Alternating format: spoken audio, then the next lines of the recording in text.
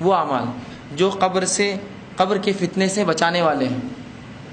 وہ اعمال جو انسان کو قبر کے فتنے سے بچاتے ہیں، وہ اعمال کیا ہے وہ بھی جان لیجیے تھوڑے سے۔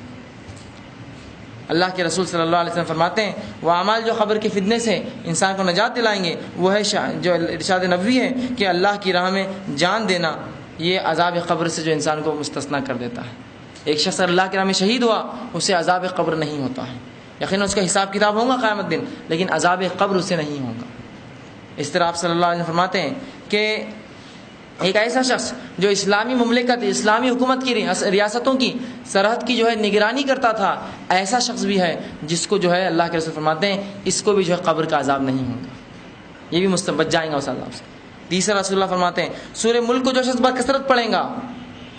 تو وہ شخص بھی جو ہے فتنہ قبر ملوث نہیں ہوں گا، عذاب قبر اس پہ نہیں ہوں گا۔ اور آپ صلی اللہ علیہ وسلم کے تعلق سے آتا ہے آپ ہر رات سونے سے پہلے اس کو تلاوت کرتے تھے۔ لیکن یاد رکھیے جب میں یہ ساری باتیں بتا رہا ہوں، شہادت اور اس کے بعد جو ہے مراقبہ یا اسلامی فوج کی جو مسلمانوں کی حکومتوں کی جو ہے حفاظت کرنا، یہ تمام چیزیں کب جہنم کی فتنہ قبر کے عذاب سے بچائیں گی؟ جب توحید اور قرآن پڑھا ہوگا، یہ شرط ہے پہلے۔ اگر مشرک تھا اور کتنے ہی حفاظت کی اور کتنے ہی سورہ ملک پڑھ ڈالے، ثواب ملے گا اس کو؟ کچھ بھی نہیں ملے گا، اس لیے کہ جو اصل ہے وہ توحید ہے اور اصل جو ہے وہ اللہ کی کتاب ہے۔ اس کے بعد یہ ساری چیزیں یاد رکھیں۔ تیسری چوتھی چیز رسول اللہ صلی اللہ علیہ وسلم فرماتے ہیں تلاوت قرآن مجید، جو قرآن مجید بھی جو عذاب قبر سے محفوظ رکھیں گا، جو شخص قرآن مجید پڑھیں گا وہ عمل بھی اس کو عذاب قبر سے محفوظ ہے۔ اسی طرح فرماتے ہیں پانچویں چیز مسجد کی طرف اٹھنے والے قدم، کہ جو شخص مسجد کی طرف بڑھیں گا، رسول اللہ فرماتے ہیں مسجد کی طرف چلنے والے قدم جو ہے ان کو بھی اللہ سبحانہ تعالیٰ قبر کے عذاب سے، قبر کے فتنے سے بچائیں گا۔ مسجد کی طرف اٹھنے والے قدم مطلب کیا؟ جو نمازوں کو جاتے ہیں 5 وقت۔ اسی طرح آپ فرماتے ہیں کہ نماز، روزہ، زکوٰۃ، نفلی صدقات، نفلی نماز اور صلہ رحمی یہ بھی لوگوں کو جو ہے قبر کے فتنے سے بچاتی ہے۔ اور رسول اللہ صلی اللہ علیہ وسلم فرماتے ہیں لوگوں سے نیکی کرنا یہ بھی عذاب قبر سے آپ کو جو ہے پناہ دیتی ہے۔ آپ فرماتے ہیں ارشاد مبارک ہے کہ قبر میں جب عذاب کا فرشتہ سر کی طرف سے انسان کے پاس آتا ہے جو مرا ہوا ہے، تو اللہ کے رسول نماز کہتی ہے کہ اس طرف سے راستہ نہیں ہے، اس طرف سے راستہ نہیں ہے تمہارا لیے۔